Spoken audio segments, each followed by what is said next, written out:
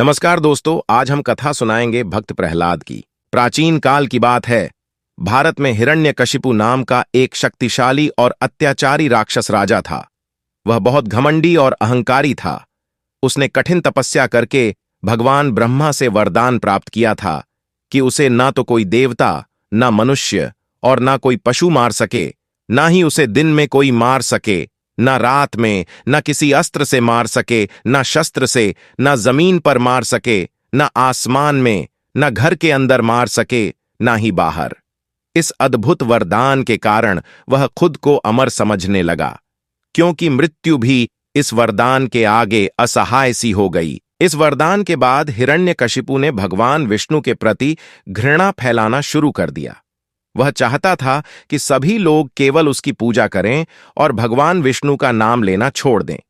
हिरण्यकशिपु का पुत्र प्रहलाद एक महान विष्णु भक्त था। बचपन से ही वह भगवान विष्णु का परम भक्त था और हमेशा उनके नाम का जाप करता था। हिरण्यकशिपु को यह बिल्कुल पसंद नहीं था। वह चाहता था कि प्रहलाद उसकी पूजा करे और विष्णु की भक्ति छोड़ दे।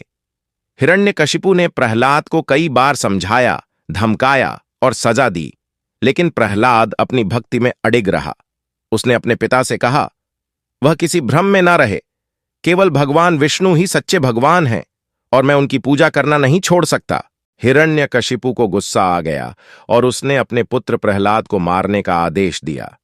उसने अपने सेवकों को कहा कि वे प्रहलाद को पहाड़ से नीचे फेंक दें, लेकिन भगवान विष्णु ने उसे बचा लिया।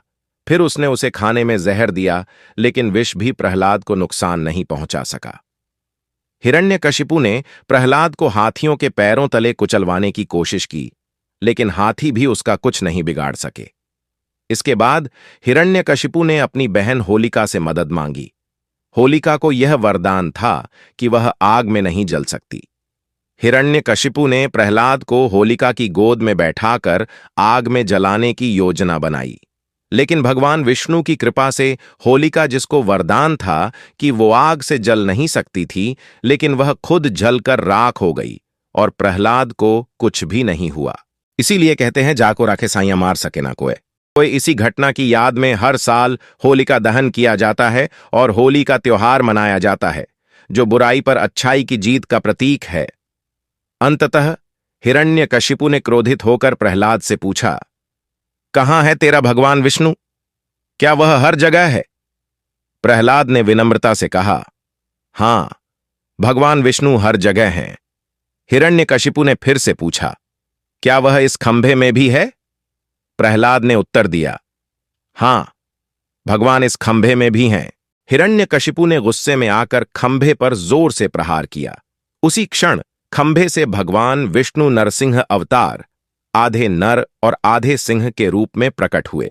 उन्होंने हिरण्यकशिपु को शाम के समय न घर के अंदर और न घर के बाहर, दरवाजे की चौखट पर, न जमीन पर और न आसमान में अपनी जांघों पर बैठाकर और न किसी अस्त्र या शस्त्र से अपने नाखूनों से मार डाला।